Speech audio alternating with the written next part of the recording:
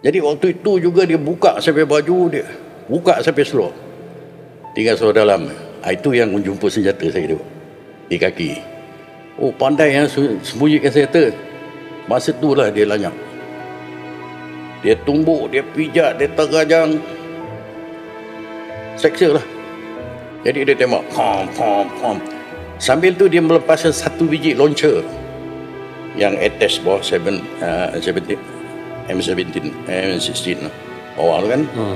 M79 launcher yang macam Remo pakai. Apa khabar bos? Kasih up, kasih naik. Bincang isu hangat janji bukan clickbait. Apa khabar bos? Cakap lepas tapi chill. Podcast santai tapi fakta tetap real. Jom dengar, jom fikir, jangan dok diam. Apa khabar bos? Kasih sembang satu malam.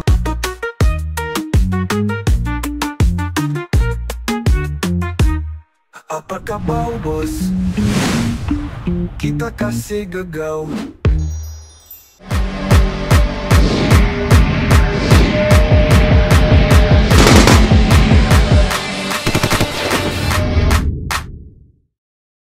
Assalamualaikum dan salam sejahtera.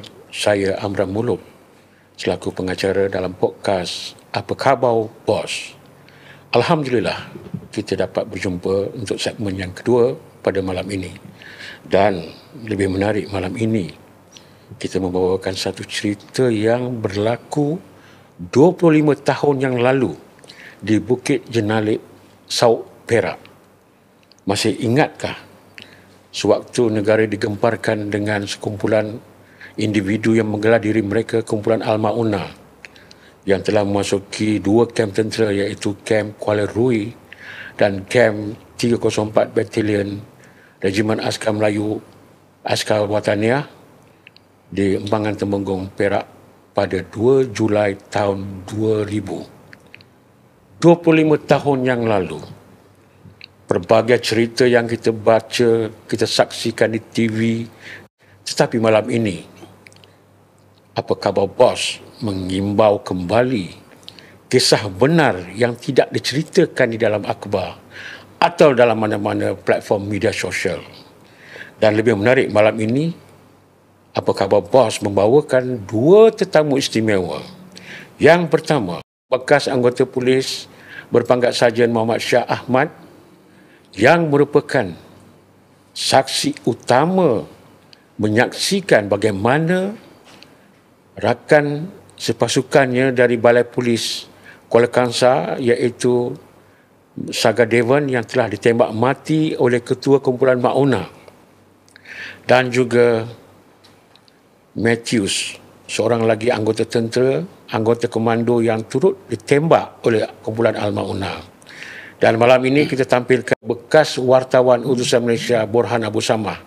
Yang lebih menarik, Borhan inilah antara wartawan yang telah diarahkan untuk membuat liputan sewaktu kejadian yang berlaku di Bukit Jenalip pada 2 Julai tahun 2000. Yang lebih menarik, Borhan juga telah ditahan oleh pihak berkuasa kerana disyaki sebagai anggota militan Kumpulan Al-Maunah. Jadi untuk tahu mengenai ceritanya, tunggu bersama dengan podcast Apa Khabar Bos. Abang Muhammad Shah, apa khabar? Baik, Alhamdulillah. Abang sihat, bang? Sihat. Dah 18 tahun abang telah bersara selepas kejadian yang berlaku di Bukit Jenalip. Jadi abang rasa inilah peristiwa pahit yang paling abang sukar nak lupa, bang. Ya. Okey. So hari ini abang akan melahirkan, abang akan berceritakan dari hati naluri abang sendiri. Sebab orang nak tahu apa sebenarnya kejadian yang berlaku pada 2 Julai tahun 2000, iaitu 25 tahun yang lalu. Dan begitu juga saya ucapkan terima kasih kepada saudara Borhan Abu Samah yang sudi datang ke studio podcast Apa Khabar Bos. Siapa berani tak datang kalau bos panggil? Ini rakan setugas saya dulu. Sewaktu tu saya bertugas di Teluk Intan. Betul. Dan saudara Borhan pula bertugas di Ipoh. Benar. Jadi kita tunggukan segmennya selepas ini. Okey bang, kita berbalik kepada Cik Mat Syah. Bang, boleh tak abang ceritakan pengalaman, cerita daripada awal, bagaimana abang boleh terlibat dan abang telah ditugaskan ikoran daripada tindakan kumpulan Al-Maunah ini yang telah memasuki 2 kem tentera tu. Terlebih dulu, Assalamualaikum warahmatullahi taala wabarakatuh. Ya, salam sejahtera dan juga saya ucapkan pada kawan-kawan yang masih mengenali saya. Jadi pada kali ini saya akan berceritakan dengan lebih jelas kepada semua yang mengikuti podcast kali ini. Jadi ceritanya sudah 25 tahun berlalu.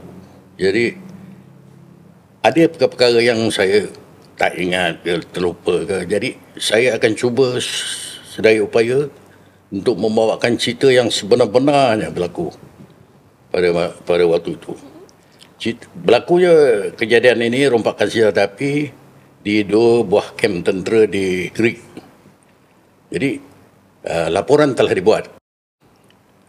Jadi memandangkan Greek itu adalah daerah yang bersempadan dengan Kuala Kangsar. Jadi kita pun pihak polis di IPD Kuala Kangsar pun mengambil tindakan mengadakan sekatan jalan raya. Jadi sekatan jalan raya yang dibuat tu Bukit Jenalik di kawasan dekat sekolah tu. Jadi sekatan jalan raya yang dibuat selepas sekolah. Jadi sekatan tu tak terjumpa kumpulan ini. Dia tak sampai di kawasan Roblok.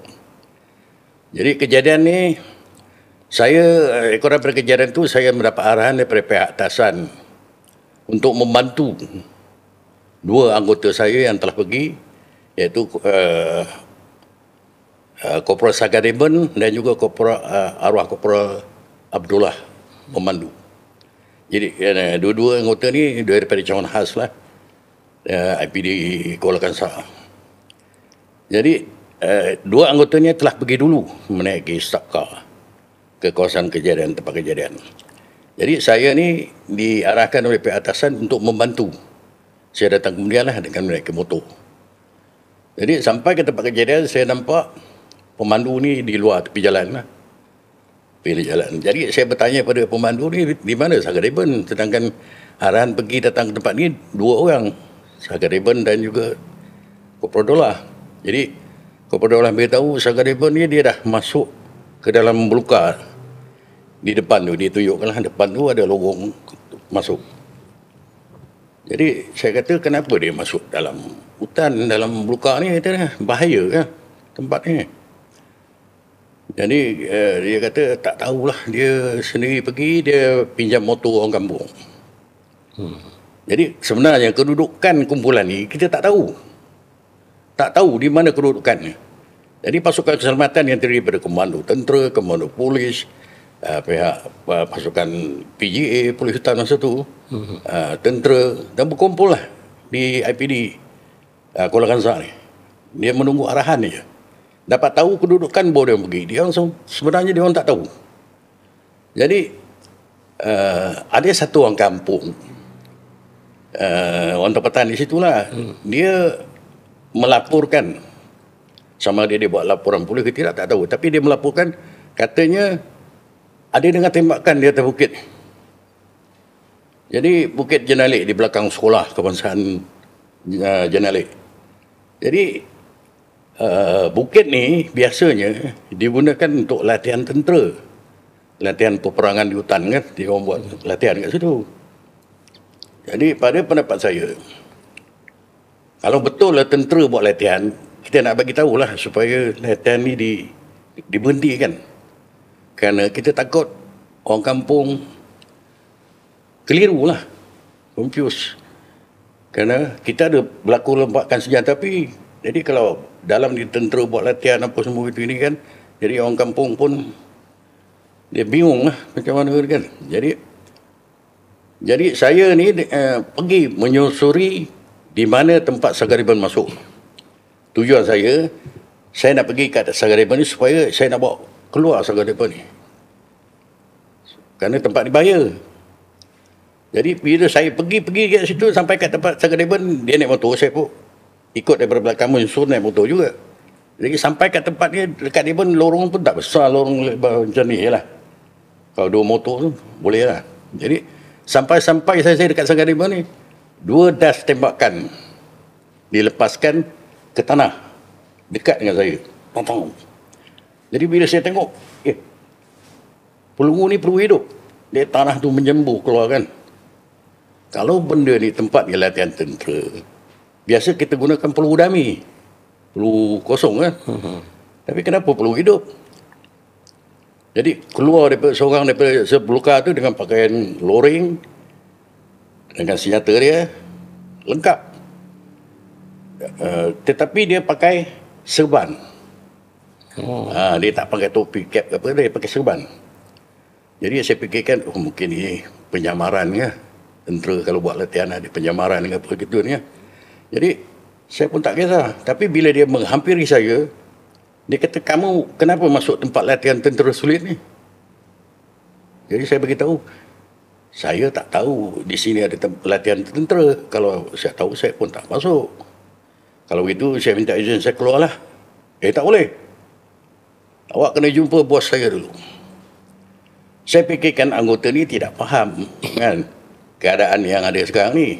Jadi kalau berjumpa dengan bosnya, saya fikir lebih baik dia boleh memberhentikan latihan ni kan. Jadi dia bawa lah, saya tolak motor, dia bawa, dia ikut saya sampai dia atas bukit. Saya tengok ramai, ada kemah, tapi kemah duduk je lah kan. Dia tidur atas tanah ya. Ini ada tentera apa tu. Tiba-tiba saya dengar ada satu suara. Ni tali barut ni, kata dia. Apa pula ni? Baru saya fikir, ini ke kumpulan tu? Ni tali barut ni. Cek pressure badan dia. Tengok ada senjata tak ada senjata. Saya masa tu ada bawa senjata. Tetapi saya tak tahu di pinggang lah. Saya tahu di kaki. Jadi kebiasaannya bila pemeriksaan bawa senjata, dia orang periksa di pinggang ni. Jadi pinggang dia beritahu, yang memeriksa badan saya tu, dia kata tak ada Tuan Syekh. Dia tiap ketua dia ni Mak Amin. Dia tiap ketua ni Tuan Syekh. Tak ada Tuan Syekh. Cari sampai dapat, mesti ada. Cari. Jumpalah saya punya dompet bos saya tu.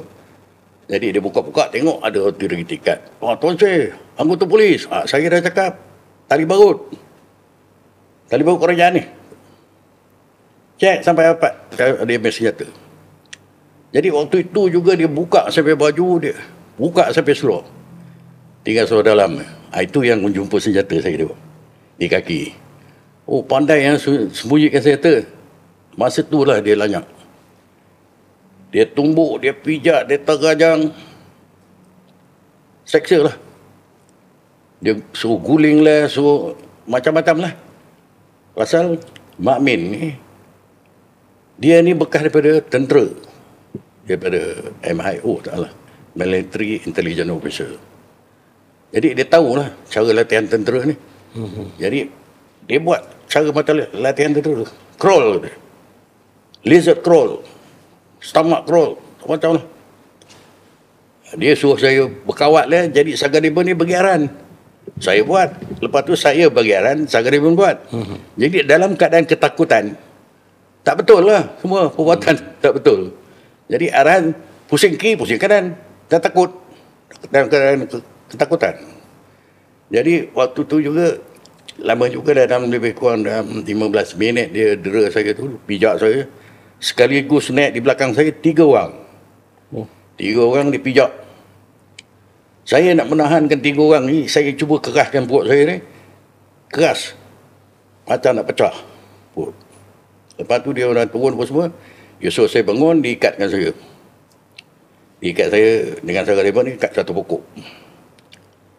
Satu anggota daripada kumpulan Monah ni, yang akhirnya saya kenal dengan nama Major Jamaluddin Darus.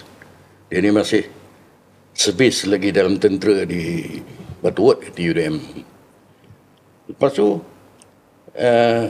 dia ikat saya, lepas tu dia datang kat saya, tetapi dia tutup muka dia dengan kain. Tapi saya kenal tutup kain. Dia tanya saya, awak mau bekerjasama dengan saya ke tidak? Itu ya. Ni senjata dia ada. Senjata dia dekat dada saya. Kalau mau bekerjasama, apa yang saya tanya awak jawab. Masa itulah dia tanya, siapa YB lah, siapa ni orang besar kat sini, siapa DU lah, siapa ni orang yang berpengaruh lah. Dia 3-4 orang lah, pun dah lupa. Dia tanya, dia cakap, saya tak rapat ni orang, saya mengenali tapi saya tak rapat. Kenapa dia minta nombor telefon? Nombor penama yang dia timbulkan ni. Jadi saya kata saya tak rapat tapi saya mengenali. Jadi saya tak ada simpan nombor handphone mereka ni semua.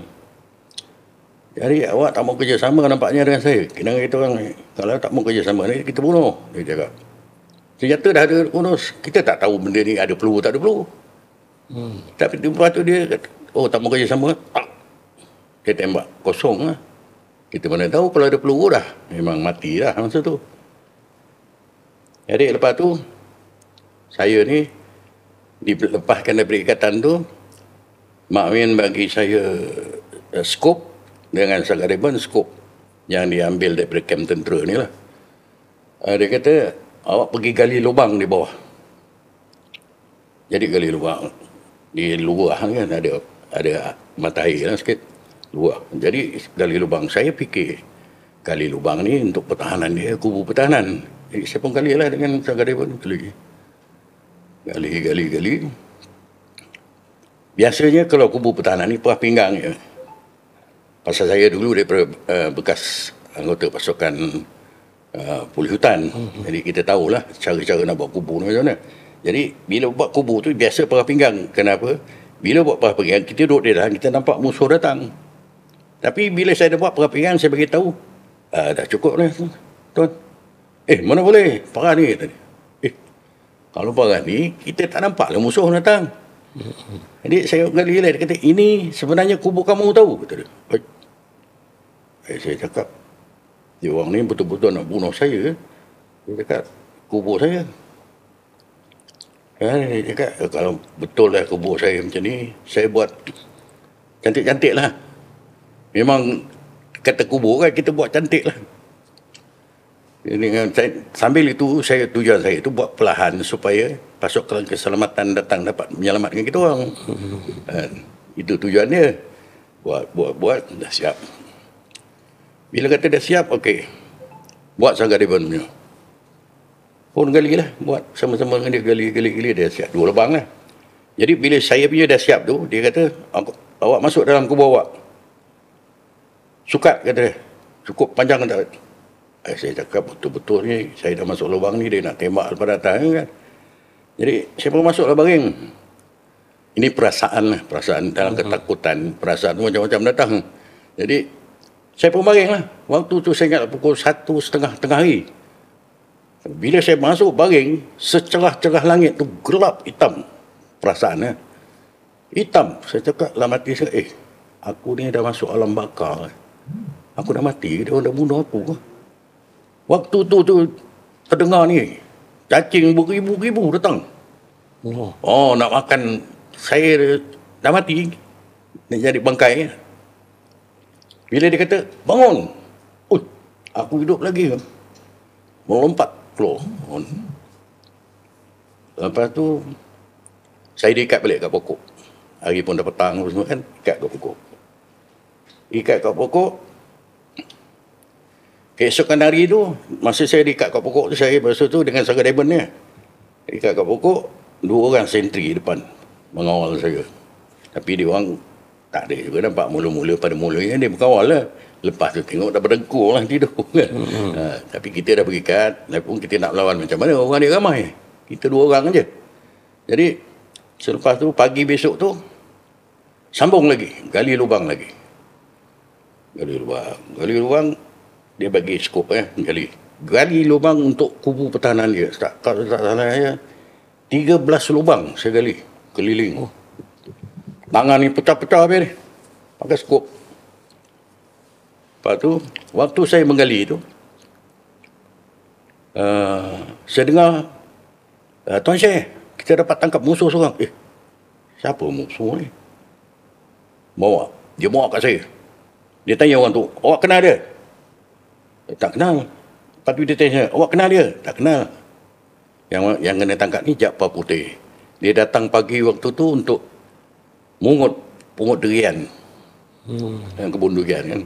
Nak pungut durian, tapi dia kena tangkap. Jadi, sangkaan kumpulan Monah ni bahawa dia ni tali berut juga macam saya, kata dia. Dihantar oleh pasukan keselamatan ke apa kan. Jadi, lepas tu ikatlah. Kata pokok 3 orang juga. Tapi, setelah 3 orang ni gali juga lubang ni. Yang 13 ni. Sampai petang, ikat kat pokok. Sentri 2 orang. Jadi, waktu ikat kat pokok ni, malam dah malam. Saya tak pakai baju, tak pakai. Cuma seluar dalam dengan sejuk di atas tu. Pagi besok tu, sambung lagi gali lubang. Terdengar lagi, Tuan Syekh, kita dapat tangkap musuh lagi. Apa lagi musuh ni? Tengok. Saya tengah gali lubang tu dengan Jaafar Putih dengan Sagar Reben. Tepi saya. Tengok, anggota tentera yang dikenali, akhirnya kenali dengan nama Trooper Matthew. Yang masuk dalam misi dia lah. Mungkin dalam misi dia untuk menyelamatkan saya. Tetapi dia pada mulanya dia diarahkan untuk buat tinjauan.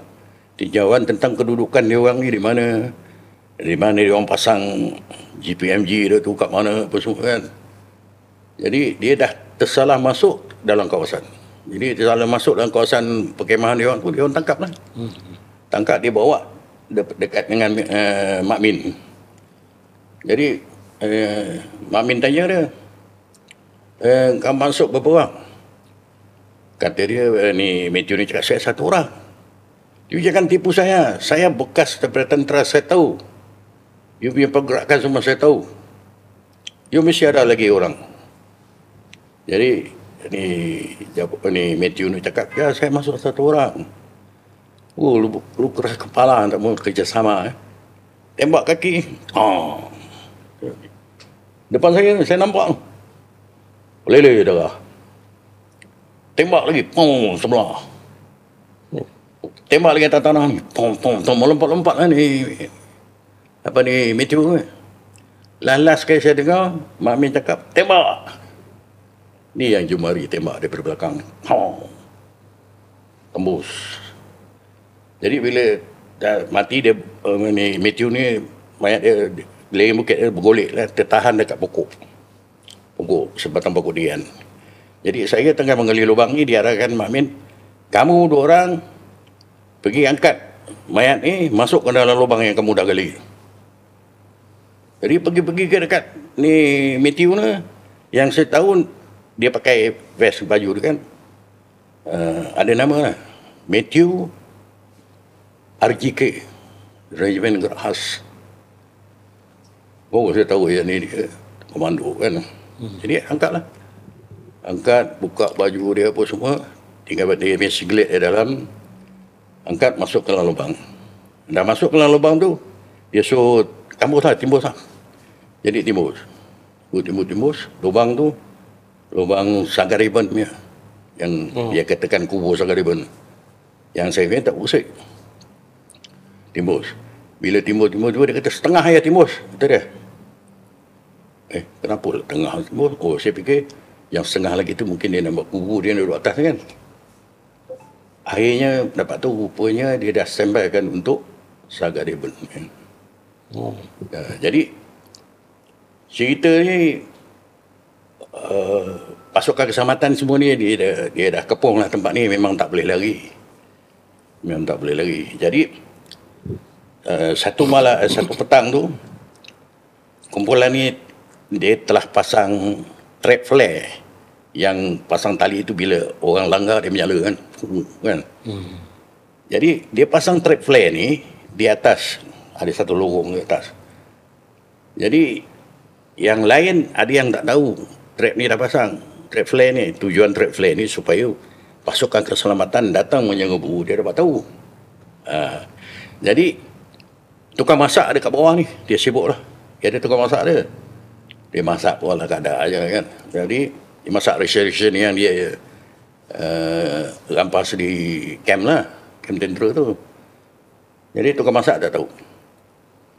Malam tu kita orang dah diikat apa semua kan, kat pokok, jangan sentri apa semua. Tiba-tiba trap flare ni menyala. Orang. Saya dengar dia orang menjerit, musuh dah masuk kawasan kita. Pasukan keselamatan lah, dia kata musuh. Dah masuk kawasan kita. Jadi semua ni ambil cover lah. Yang masuk lubang, yang duduk wah pajero. Sampai ke pagi. Bila pagi tu tak ada apa-apa kan. Jadi Mak Min berarah kan. Anggota dia bagi tahu tukang masak buat sarapan, kita nak sarapan ni. Orang pergi lah turun bawah bagi. Dia naik atas. Berlari kan. Cungak-cungak. Tuan Syed, kita main masak. Tukang masak dah tak ada lah. Rupanya yang langgar trap flare tu tukang masak. Dia lari keluar, menyerah di 2 orang. Jadi pasukan keselamatan dah beritahu lah. Kat luar kata kalau ada dia orang ni menyerah apa semua, jangan tembak lah kan. Dia dah lari. Ini yang Mak Min marah. Dia kata macam mana perjuangan yang kita buat ni, dia orang ni tak satu hati. Dia orang tak cekal hati dia. Sanggup meninggalkan kita, kata dia. Marahlah dia apa semua kan. Jadi sambung cerita dia. Lepas tu yang di bawah ni akhirnya dapat tahu jugalah. Saya di atas waktu tu tak tahu kan, selepas kejadian ni baru tahu. Yang di atas tu dia orang tanyalah siapa yang dah mati, siapa yang kena bunuh kan. Jadi yang tukang masak ni dia tengok lagi jauh je. Yang dia kata yang kena bunuh 2 orang. Dia kata satu Melayu, satu India.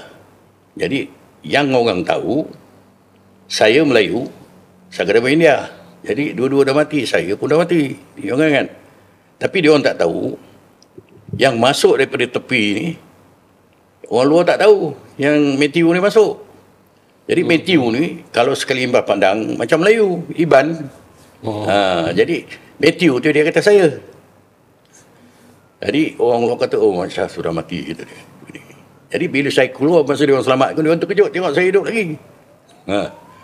Jadi ni dia balik cerita tadi. Jadi kejadian ni saya bercampur dengan dia orang. Saya tahu dia orang punya pergerakan apa semua dia orang buat. Jadi saya tengok dia orang ni ada macam dia orang kata macam dah menyesal. Rupa ada kan. Kita tengok daripada air muka dia, kita nampak macam dia orang ni dah menyesal. Ada mungkin dia orang ni dah kena tipu. Dan di atas janji-janji ketua dia lah Mak Min ni.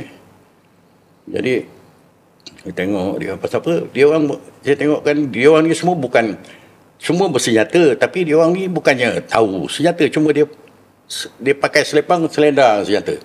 Ada yang saya nampak kelopak peluru pun tak ada. Jadi kita nampak dia orang ni bukan pakar senjata kan, bukannya ada, cuma yang ada 3-4 orang je lah. Yang bekas polis komando tu, yang masih sebis Jamaluddin Darus tu, ada staf Sarjan Ibrahim tu, ada lagi Mak Min. Itu yang tahu. Nyata yang lain tak tahu. Jadi dia tengok dia orang ni macam dah tak tahu kan. Tapi perjuangan dia orang ni, tengok dari segi perjuangan dia orang pada mula lah kita tengok dia orang ni taksub lah. Taksub. Pelampau agama lah pada mulanya kan. Tapi akhir-akhirnya kita gelarkan kumpulan ini sebagai penganas kan. Tapi dia membuat senjata, tetapi ada yang tak tahu guna. Dia berjalan pusing je. Yang ada tu yang semayang, ada yang tak semayang, tengok kan. Lepas tu ada yang bersembang-sembang, duduk 2-3 orang bersembang. Yang ada bersembang dengan saya tu cuma Zahid je. Timbalan Presiden dia. Dia ni bekas daripada Komando 69 lah. Dia dulu dinasihatkan supaya berhenti kerja lah, pasal dia terlibat dulu dalam Arkam kan, banyak dulu ada. pelibatan polis dalam Arkam. Jadi dia lah yang dia cuma menenangkan saya, dia kata sabarlah, dia sabar. Macam mana apa tu yang Mak Min ni, kalau kita tengok kita ni macam mata dia garang lah, memang dia macam nak makan lah, nak terekam lah kita ni. Tapi kita pun macam saya cuma 2 orang, nak melawan macam mana memang tak boleh, kan? Walaupun ada senjata kat saya memang tak boleh melawan, kan? Lepas tu kejadian yang paling saya tak boleh lupakan sewaktu Saga Deben ni. Saga Deben ni sebenarnya dia seorang anggota yang paling baik. Dia duduk satu pejabat dengan saya.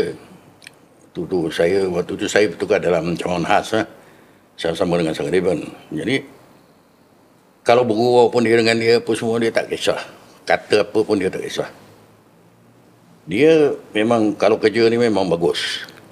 Kalau dia pergi kampung duduk budak kecil-kecil besar ni pun kenal. Uncle Deben.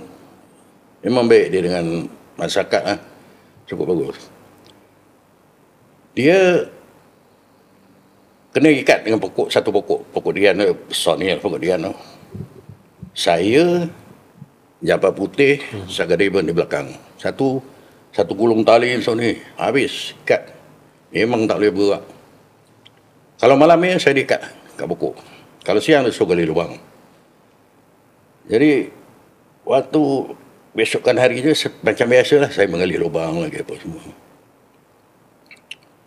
Lepas tu saya dengar daripada bawah ni ada sekolah rendah Jenalik.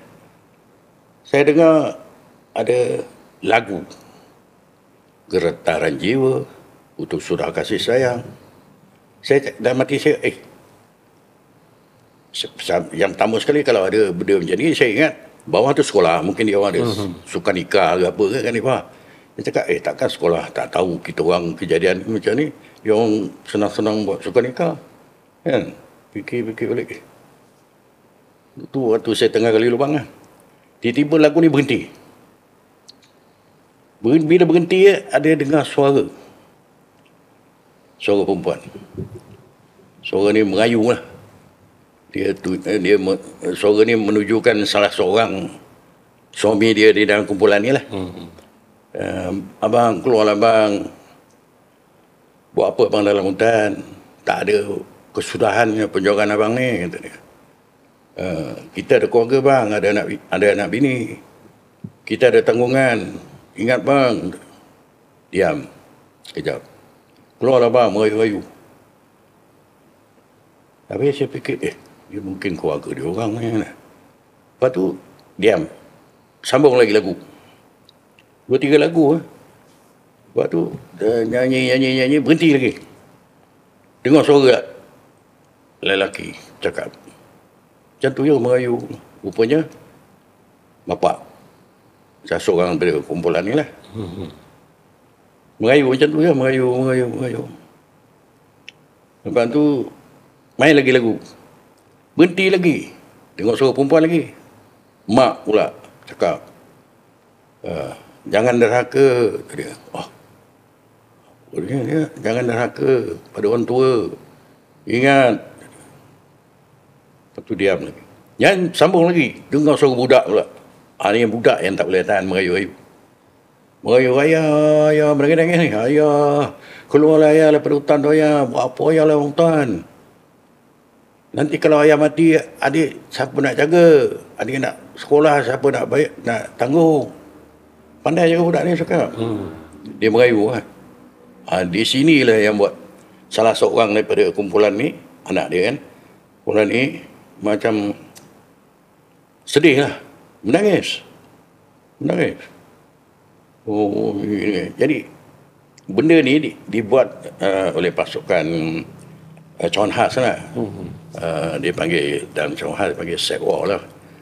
Ni apa, peperangan untuk menjatuhkan moral dia orang. Panggil apa kelemahan dia orang, dia cari lah.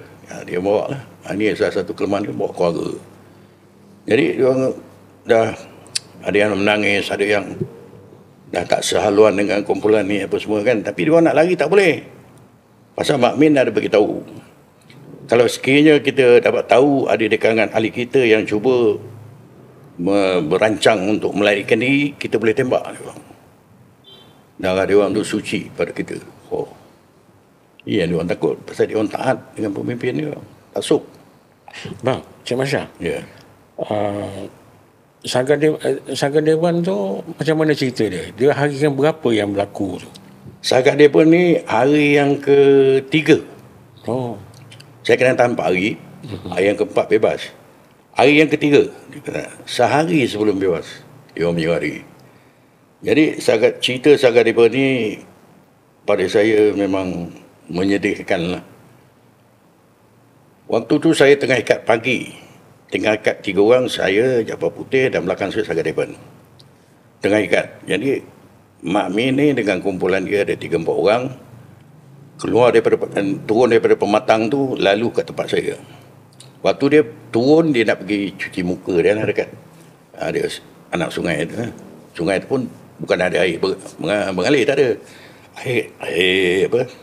Lopak-lopak gitu. Kalau ada hujan ada air takung-takung kan. Telur katak pun berlinang atas tu. Itulah air yang saya minum. Dah haus. Jadi waktu dia lalu tu, Saga Dewan ni saya dengar saya ni, Tuan kasih saya nyawa satu kali. Saya mau hidup, saya orang susah Tuan. Dia cakap. Jadi saya ada anak kecil lagi masih sekolah. Saya punya bini pun tak ada kerja, saya pun ada hutang. Lu mati lagi baiklah, tak ada guna punya. Jadi cerita ni pun kita tak mau panjang lagi lah, takut jadi isu kan. Jadi benda ni, lepas tu dia pun berlalu lah pergi kat water point tu. Air tu dia cuci muka. Saya nampak kita tengah pergi kat. Jadi waktu tu dia pergi bawa senjata.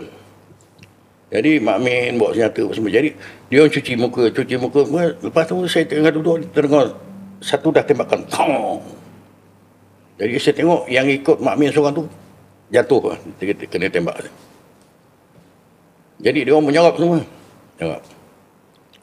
Menyerap semua. Mak Min ni, daripada dia dekat tempat yang kena tembak tu, dia lari. Dia melarikan diri.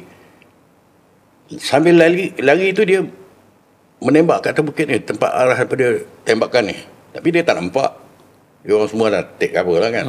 Jadi dia tembak. Pom. Sambil tu dia melepaskan satu biji launcher yang atas bawah M16 bawah tu kan. M79 launcher yang macam Remo pakai tu. Ada tembak. Lepas tu dia lari. Masa dia turun, dia lalu sebelah sini, sebelah kanan.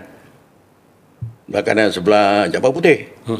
Masa dia balik tu, dia lari tu, dia tembak pam. Dia lepas ke launcher tu, dia lalu kat saya. Satu step dia lepas saya pam, saya dengar belakang. Apa hal ni? Mak Min ni gila. Tembak tu dekat telinga saya belakang. Diam. Dia orang atas ni dah takbir lah. Jadi saya diam. Jaafar Puteh pun diam. Lalas sekali, Saga Dewan pun diam. Lalas lagi Jaafar Puteh sebelah saya. Dia kata, bang, kawan kita belakang ni dah mati ke? Mana kita nampak? Kita tak nampak kita ikat ni. Diam memang. Memang waktu dia kena tembak tu, sikit suara pun tak ada dengar. Jadi Jaafar Puteh ni tunjukkan, bang cuba. Masa tu duduk menunjukkan, jadi cuba bang tengok depan kaki kita ni. Jadi saya tengok ada 2 ketul lah, tapi dia dah bersalut dengan debu kan, tanah. Tak nampak tahu apa perasan lah. Tapi benda ni bergerak. Apa hal di tepat sebelah dia tu ada satu macam serpihan. Saya ingat serpihan daripada pokok durian yang Mak Min tembak itu sumpit ke apa. Tapi kulit durian tu kan dia ada getah merah kan. Saya tengok ni kulit durian ni putih. Tak kisah lagi lah. Jadi satu orang daripada anggota kumpulan Mu'anah daripada atas pematang ni turun kat saya. Bang, saya buka tangan abang ni, ikatan ni, abang bukakan tangan kawan abang yang lain ni, tanamkan India ni. Dah mati ya? Kan? Saya fikir dah mati ke? Jadi masa saya bangun tu, saya rasa belakang saya ni macam ada gatal kan.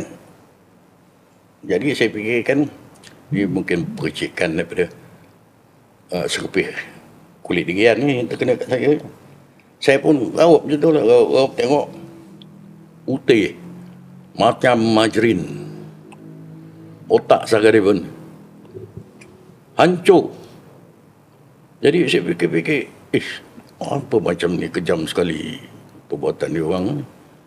Sampai macam ni, saya dengar 2 das tembakan. Apam. Tu je. Jadi bila saya bangun pusing belakang nak tengok Sagadevan ni, saya sendiri pun macam nak tumbang jatuh dengan keadaan dia. Dengan kepala dia sebelah terbang.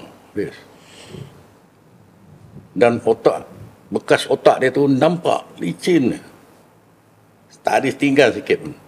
Yang 2 ketul yang bergerak tu, itulah otak dia. Bergerak. Nampak. Saya cakap, saya sendiri macam nak tumbang jatuh. Tengok keadaan ni, begini kejam sekali dia orang. Jadi dia arahkan, Mak Min arahkan, dia kata ambil mayat ni masukkan lubang. Saya ingatkan masukkan lubang saya tu. Rupanya lubang yang meteor yang dah kambus kerat. Memang bermakna dia dah ada perancangan awal untuk membunuh Sagadevan. Jadi masuklah. Saya pun angkat dengan japa putih ni masuk. Masukkan, kambus lah. Bila 2 orang, jadi tanah tu dah membusuk macam tu lah. Jadi dia kata, pijak atas tu. Jadi, saya dalam keadaan sedih ni naik atas pijak dengan bergolek-golek tu, bayangkan mayat kawan ni kita, pijak. Saya kata, kejam sekali dia orang. Jadi, dah siap semua, okey. Dia kata, awak pergi mandi. Bersihkan diri awak kerana awak dah bunuh orang kafir. Badan awak dah kotor. Bersihkan. Kerana apa? Selepas awak bersihkan diri ni apa semua, lepas ni giliran awak. Dia cakap macam tu. Saya pula. Macam mana keadaan saya dia orang bunuh ni? Okey. Lepas ni giliran awak. Bila waktu ketika kita tak beritahu. Bila kita nak bunuh, kita terus bunuh. Dia cakap macam tu. Jadi, dia kata, dia arahkan saya, ambil air semayang. Buat semayang taubat. Minta ampun mak bapak. Saya pun pergi kat sungai dan ambil air semayang dengan japa putih ni apa semua. Saya potong pelepah pisang tu, 2 helai, buatkan sejadah sembayangan. Jadi, saya pun sembahyang lah. Nak minta ampun. Apa yang saya ingat, saya baca lah. Kan? Jadi, ini kita dah nak mati. Jadi, apa tu, waktu tu jugalah. Saya ni terbayang lah. Muka anak bini kita. Ada yang menangis. Ada yang duduk diam. Kan? Terbayang keadaan. Jadi, saya pun terbayang lah. Sembayang, bacalah. Tawakal je lah kan. Nah, apa yang saya ingat baca, saya baca lah buat. Tu ini wirid sikit lebih kurang. Lepas tu dia kata, okey. Dah bersihkan diri apa semua, awak tak boleh duduk kat pokok ni. Pokok ni pun dah kotor tu. Bekas apa ni, otak Sagadevan yang bersepah kan. Jadi saya dinaikkan ke atas, duduk dekat Pajero. Kat pematang tu. Kat Pajero. Duduklah kat situ. Tapi saya tetap dikawal juga. Jadi Sagadevan dah dimasukkan lubang tu, jadi tinggal lubang saya. Jadi lubang saya ni, saya fikir-fikir bila lah waktunya aku ni, dia orang kau bunuh. Dia tertanya-tanya ni, ada ke aku ni nasib yang sama seperti Sagadevan ke? Tak tahu lagi kita dah. Jadi duduk itu, lepas tu, keesokan harinya gali lagi lubang. 13 lubang banyak. Pagi tu gali lubang. Jadi waktu saya gali lubang tu, saya terdengar orang bagi salam. Assalamualaikum. Jadi saya nampak orang tu masuk. Saya nampak dia masuk. Saya kata, berani anggota ni masuk. Dengan bawa senjata, beri salam. Yang menunggu dia ni lebih kurang dalam 10 orang lah. dekat leher dengan senjata. Yang masuk tu saya mula tak tahu. Last sekali, akhir sekali dapat tahu, itulah Tuan Razak, Komando 69 Polis daripada Hulu Kinta. Dia masuk daripada belakang, dia bagi salam. Tapi cerita ni memang orang tak tahu apa. Reporter yang ada semua duduk di sekolah, bangunan sekolah. Jadi di belakang tabir ni tak tahu cerita dia. Jadi yang tahu cerita tu saya dengan anggota kumpulan ni lah. Dia bagi salam. Saya dengar Tuan Razak tanya, you all ni perjuangan untuk apa? Tuan Razak ni memang agama dia ada tinggi sikit. Dia kata perjuangan kita ni perjuangan yang syahid untuk menegakkan Islam, menjaga negara, bangsa kita. Dia cakap macam tu lah. Jadi Tuan Razak, lepas tu dia cakap, jadi perjuangan kita ni ada ganjaran, kalau mati pun mati syahid. Perjuangan kita ni, kata dia. Jadi Tuan Razak kata, saya dengar je lah, tapi tak banyak, sikit je. Pasal apa? Ada Mak Min kata, kau dengar buat apa ni cerita ni? Buat kerja. Jadi saya dengar lah. Kata dia, Tuan Razak tanya, okey, kategori syahid ni, perjuangan yang syahid ni, martabat dia tinggi. Agama, bangsa dan negara. 3 perjuangan ni. Cuba you sebutkan dalam 3 kategori ini, mana satu yang terancam? Dia kata, agama kita terancam tak? Terancam. Bangsa kita okey, negara kita aman. Mana syahidnya? Tuan Razak tanya. Jadi dia orang ni macam terpinga-pinga lah. Sambung ni Tuan Razak cakap, perjuangan tentera Rasulullah berjuang belum tentu syahid. Contohnya Perang Badar, ingat kata dia. Kerana harta di bawah, akhirnya musuh kepung. Habis. Belum tentu syahid dia. You sendiri nak angkat syahid macam mana? Orang kata, macam mana? Saya cakap, anggota ni berani sangat kan, daripada dia orang nak masuk, nak menyelamatkan keadaan ni, kan jadi lain nak cerita kan. Dia orang dengan senjata apa semua. Lalas saya dengar kumpulan yang 15 orang ni, yang lain-lain tu ada lah, bersama-sama Mak Min kat atas ni. Yang 15 orang ni kata, kalau macam tu kita nak menyerah. Nak menyerah. Suka-suka. Jadi, perasaan saya tu, lega lah sikit. Bahagian daripada orang ni nak menyerah. Jadi, dia dengar-dengar, dia kata nak menyerah. Jadi, Tuan Razak ni, panggil satu anggota dia yang ada buat korden dekat belakang tu. Dia panggil Kopral Malik. Malik. Dia datang. Malik ni WT, dia buat set kan. Bawa set semua tu. Malik ni, Tuan Razak arahkan kontak, kita punya tag di bawah, dekat sekolah tu kan. Dia orang berkumpul tu. Bagi tahu dia orang ni nak menyerah. Jadi Malik ni pun hantar lah. Jadi lepas tu, saya dengar suara dia orang announce sampai bawah ni dengan Jabatan Penerangan Pembesar yang dia mainkan lagu ni.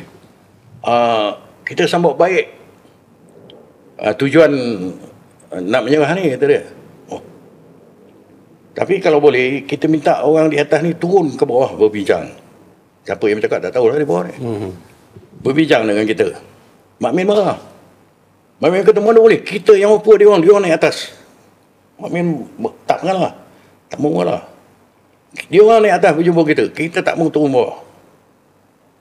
Wah, tak jadi juga ni, kata. Saya dah mati saya kata. Tapi perasaan takut saya tu dah kurang sikit lah. Jadi lepas tu dia orang bincang macam mana, bincang kan. Yang bawah mengalah, naik atas. Jadi yang naik ni Jeneral Zaini, yang saya ingat lah. Lepas tu Tuan Hadi lah, sekarang Datuk. Dia daripada Komander Pulih Hutan Hulu Kinta. Naik, lepas tu ada beberapa tentera yang lain beberapa orang. Naik dengan 4 biji kereta kebal.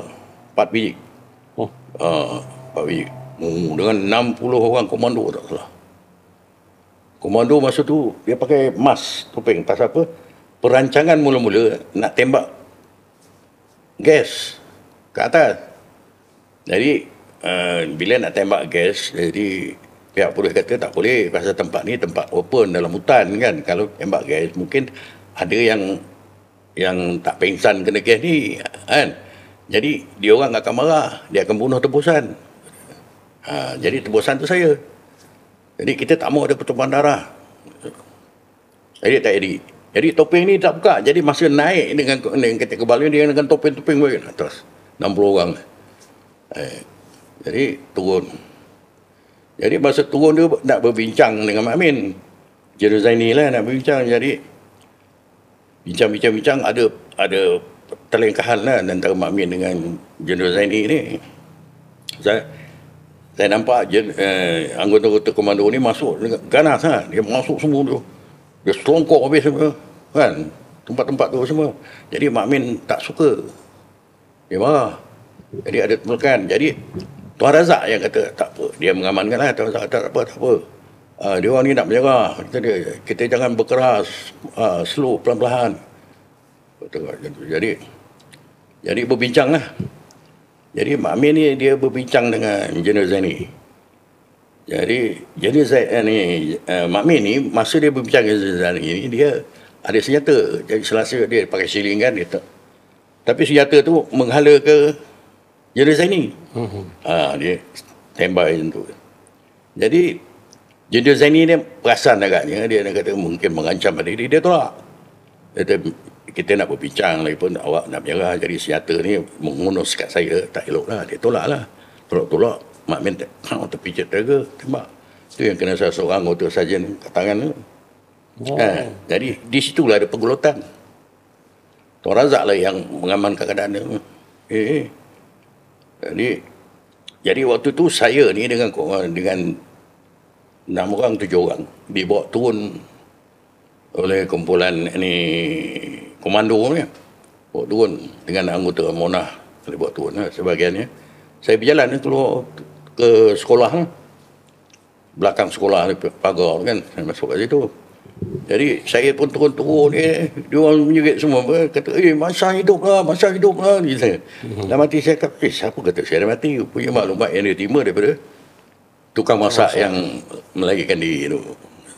Jadi saya pun selamat dan dibawa terus ke Balai Polis Kati. Balai Polis Kati tu di situ KPN masa tu Noran Mai ada apa semua kan. Ada apa ni tu kita punya Menteri Pertahanan masa tu Datuk Seri Najib lah. Ada masa tu. Itu hari yang keberapa tu? Hari yang keempat. Hari yang dah dia orang menyari hari keempat. Jadi saya kena tahan 3 hari setengah lah. 3 hari setengah. 3 hari setengah. Apa khabar bos? Kasih up, kasih naik. Bincang isu hangat janji bukan clickbait. Apa khabar bos? Cakap lepas tapi chill. Podcast santai tapi fakta tetap real. Jom dengar, jom fikir, jangan dok diam. Apa khabar bos? Kasih sembang satu malam.